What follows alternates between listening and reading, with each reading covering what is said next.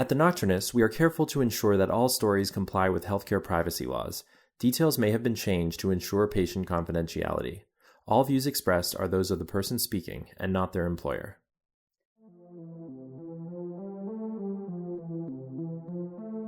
Doctors spend so much time focusing on diagnosis and treatment that it can be jarring when a patient declares that he wants to die, especially when making that happen is easy as flipping a switch. I'm Emily Silverman, and this is The Nocturnist, stories about what it's like to work in medicine. In this episode, Hospitalist Ann Knapp describes taking care of an elderly man who was ready to die and how that situation brought up feelings of confusion and self-doubt. After the story, we'll talk about how we make time to listen to our patients and how to approach the goals of care conversation. Here she is, Ann Knapp.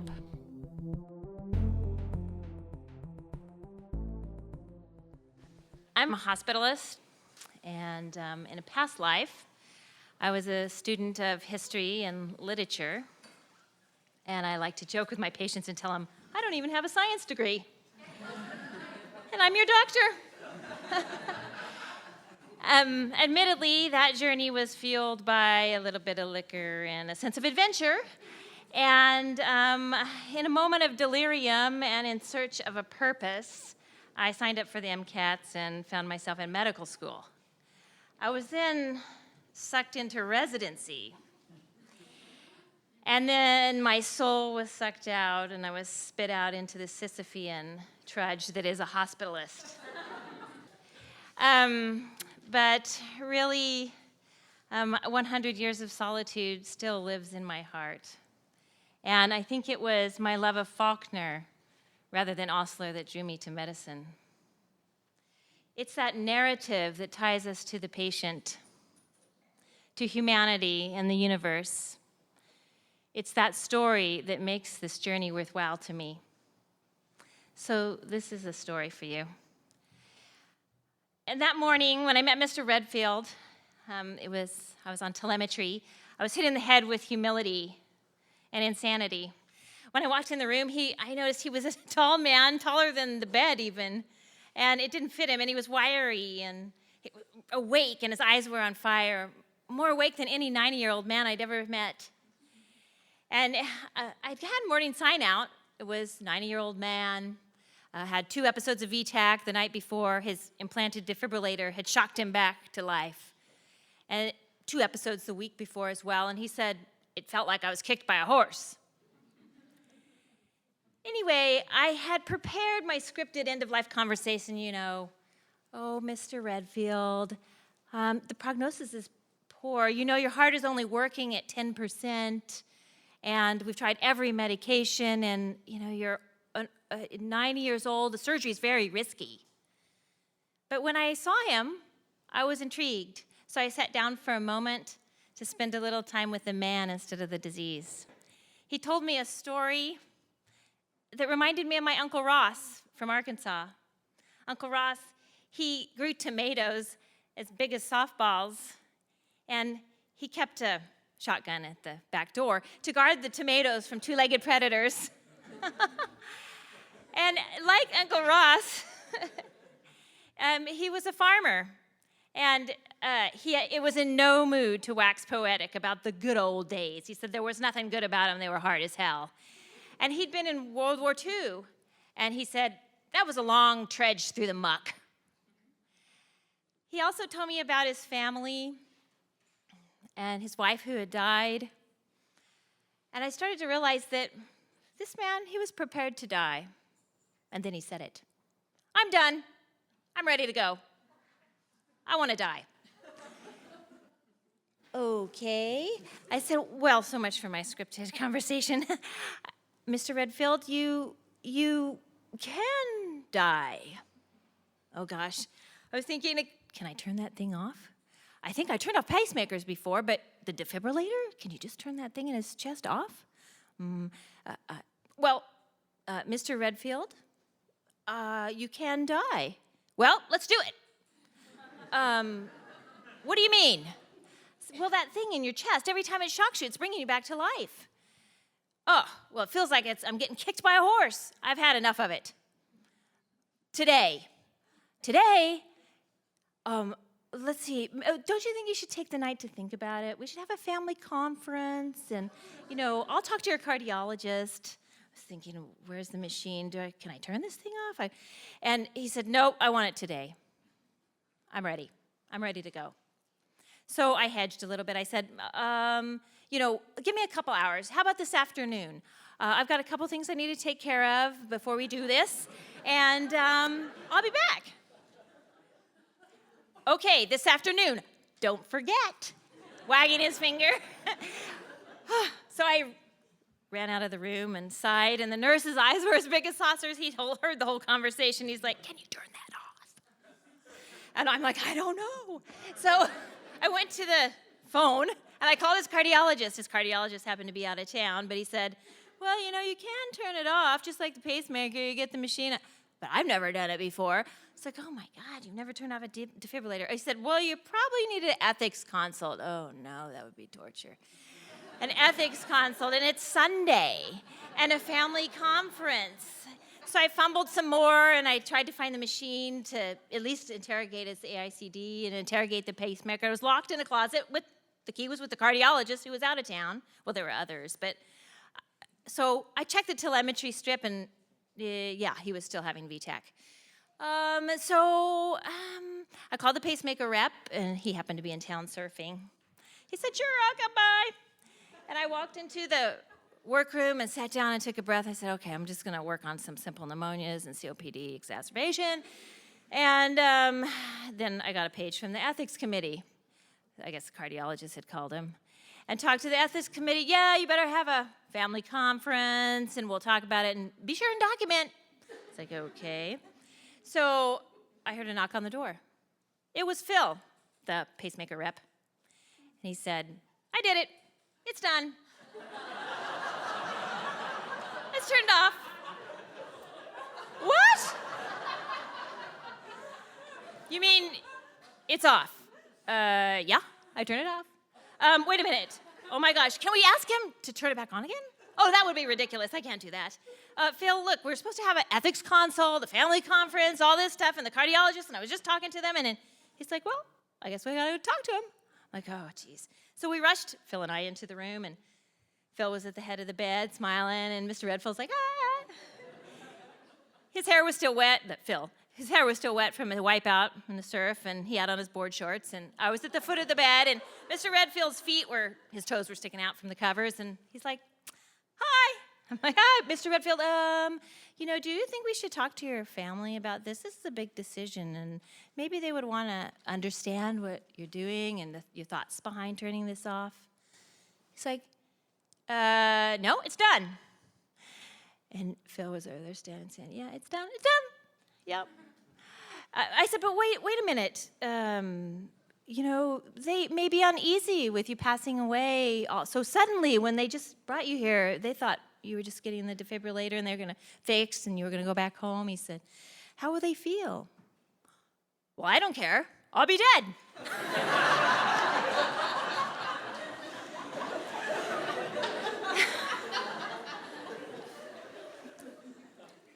Well, that's it, isn't it?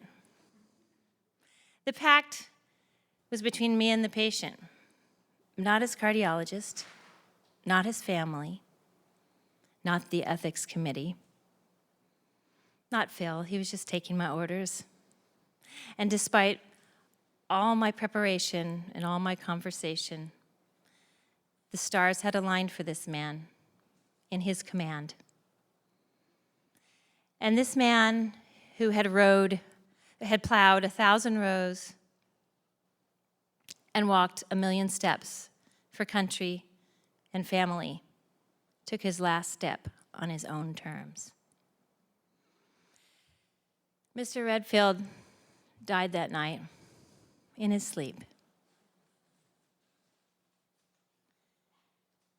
It just seems like sometimes we need to respect death, respect the man, step back in awe, and get out of the way.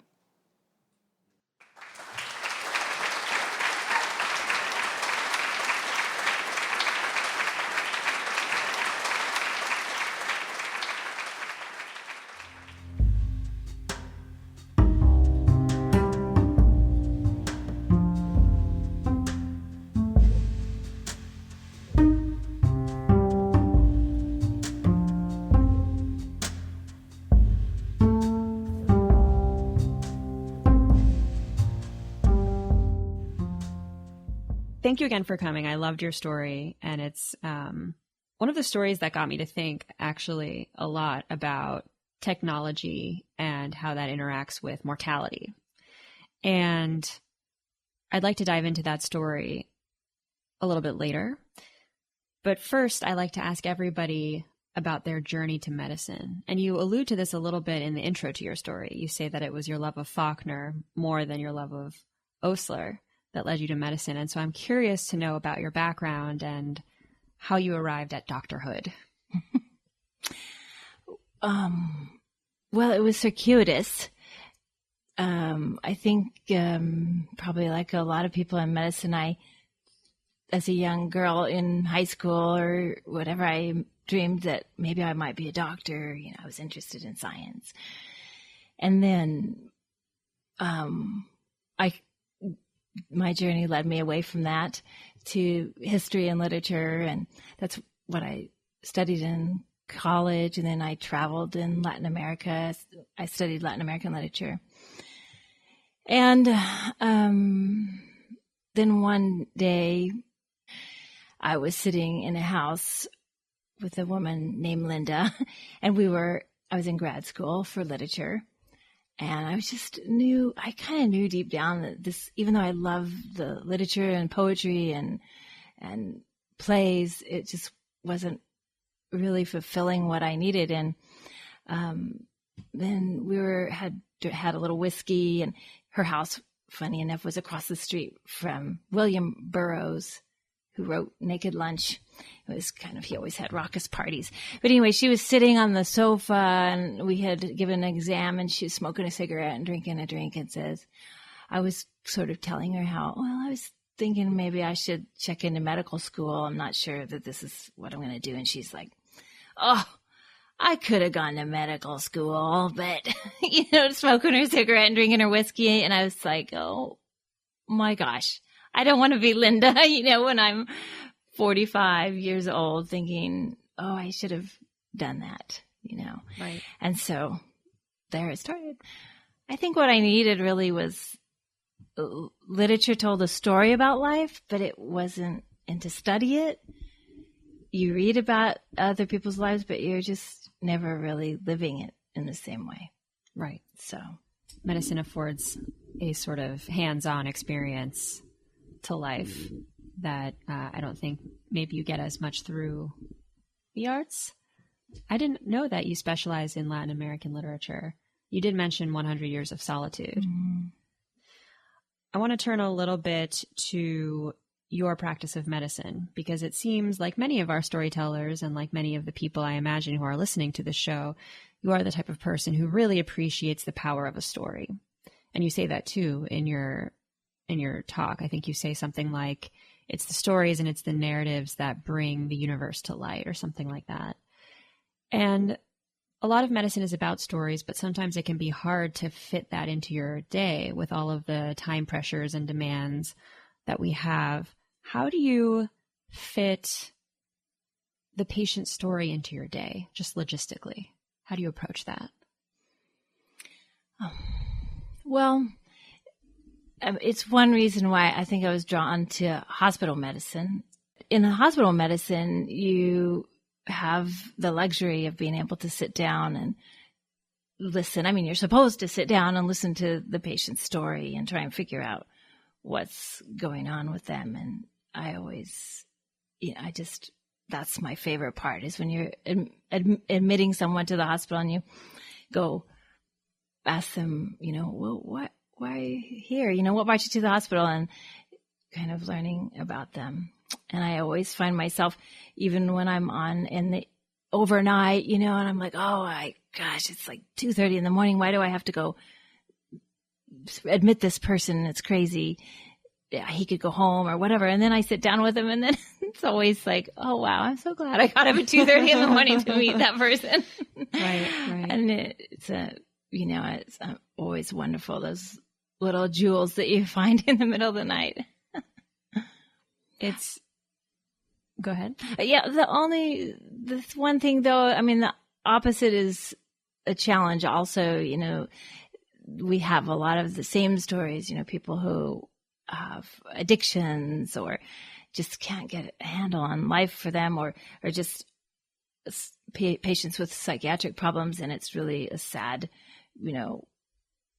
failing of our society in many ways. And sometimes it's hard to deal with that story because it's, heart-wrenching in many ways. And so I think that that's a flip side to the joy of meeting someone with a cool and a story is also that kind of repetitive history repeating itself. Right. You kind of get a sense for societal problems at large when you start to see the same story coming in over and over again. Yeah.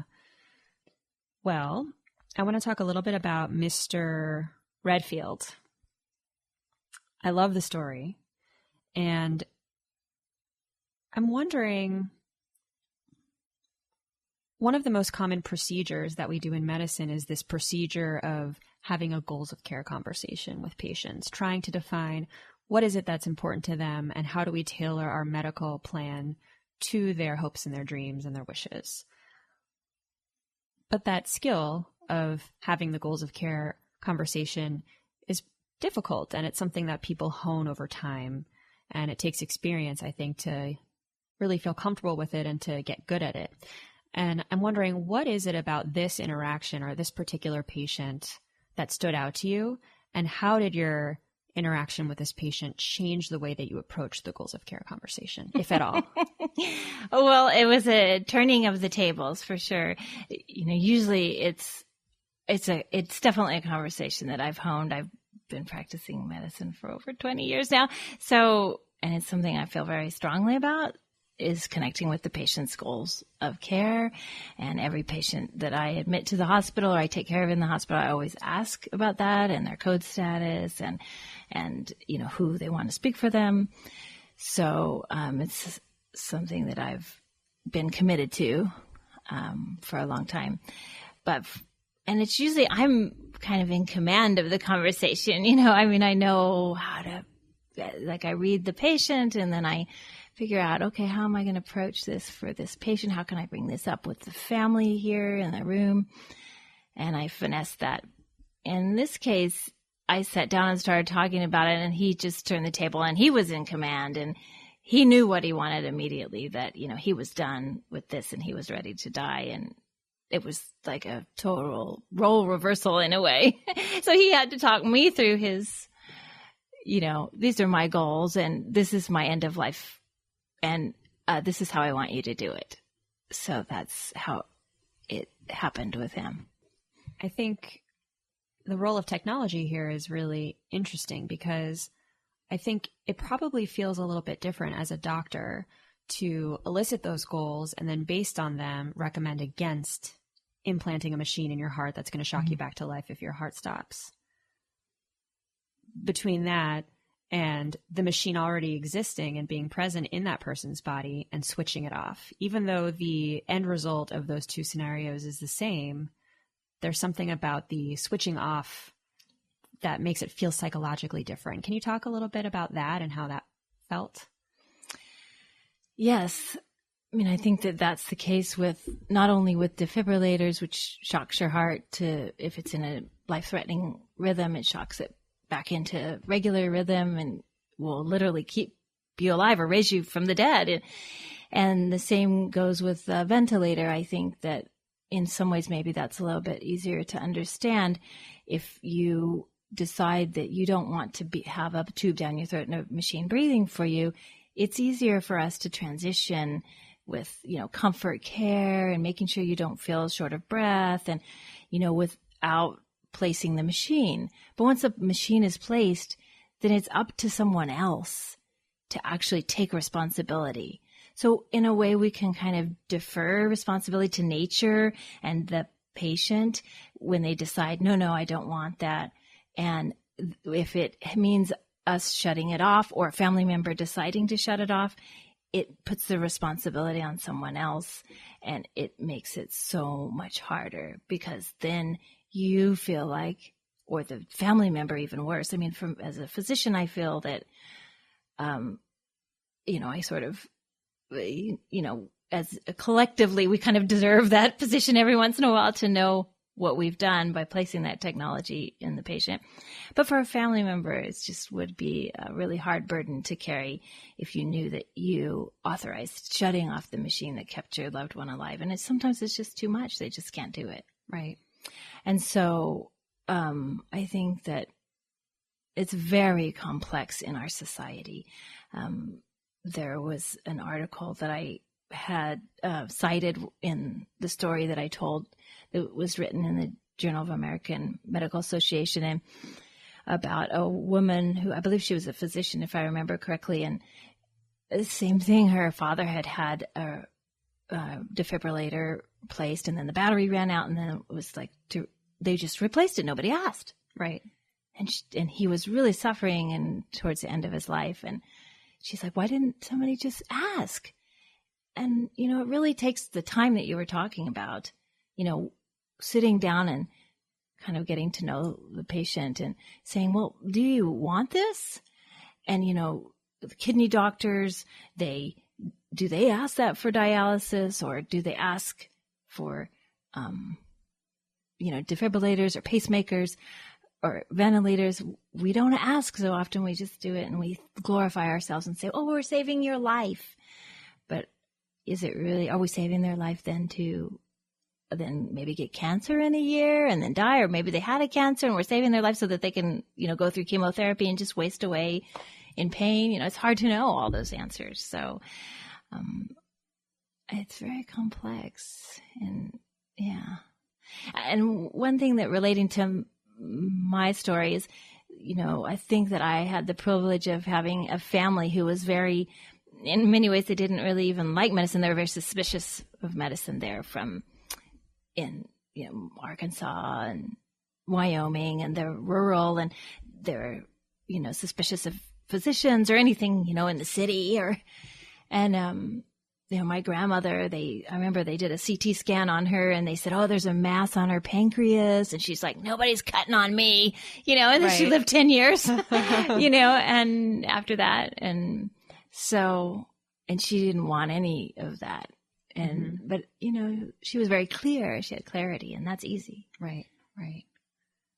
What can we do as a medical profession, do you think, better to help be judicious about when we are hooking people up to these artificial devices, ventilators, dialysis machines, defibrillators? How do we shift the conversation or educate doctors on how to best approach those decision points?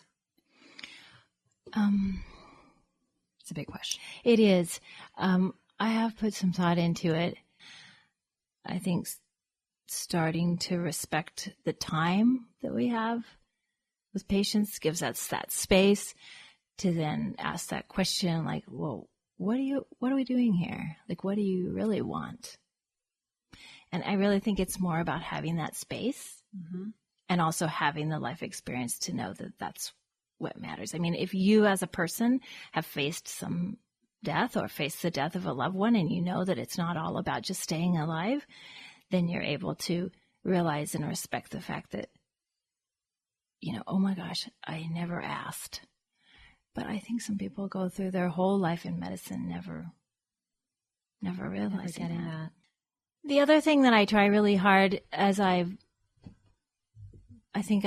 gotten older and more mature in the practice of medicine is, you know, maybe 10 years ago, I saw this person as 90 years old, and I thought, well, why are we doing dialysis? You know, let's just talk, and sort of finessing the conversation so that they realize that it was futile.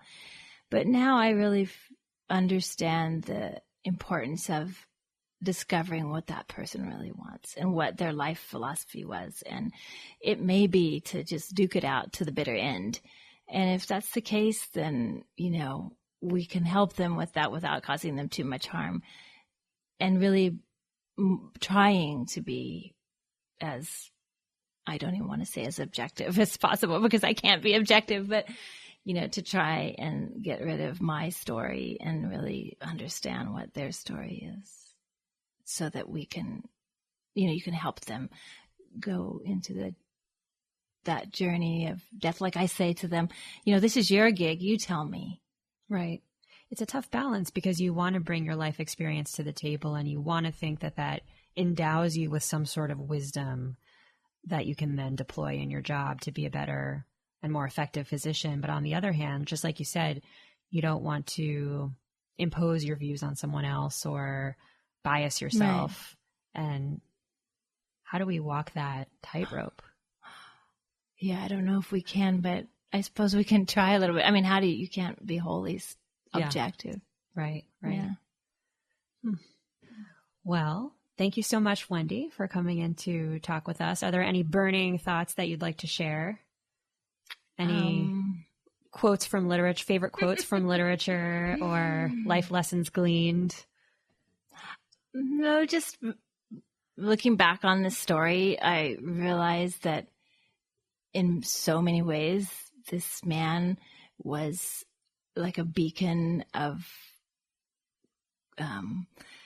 calmness in the total chaos of the hospital and medicine and me and the colleagues and everybody. And, I refer to Faulkner, which is all about chaos and absurdity. And there's also in Garcia Marquez, or, just the injustices in the name of the story was Sonnet 66 was like Shakespeare, and that whole sonnet is about injustice. And this man was really just a sea of calm and all that insanity. Mm-hmm. And we were the absurd story. Right. He was the rock and you all were the waves crashing around him. Yeah. What did his family think after he died?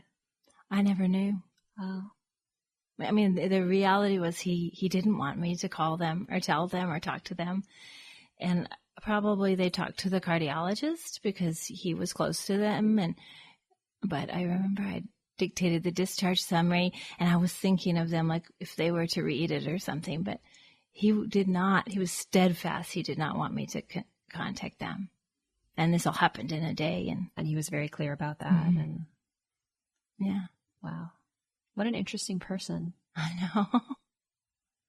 I can only hope that I come to the end of my life with that amount of clarity. It's actually not a bad way to go if you think about it. At his age, he was in his 90s. Mm-hmm. Dying in your sleep of a sudden cardiac arrest is actually a relatively painless, quick, peaceful way to go. Mm-hmm. Well, on that note, thanks again. Yeah, thank you.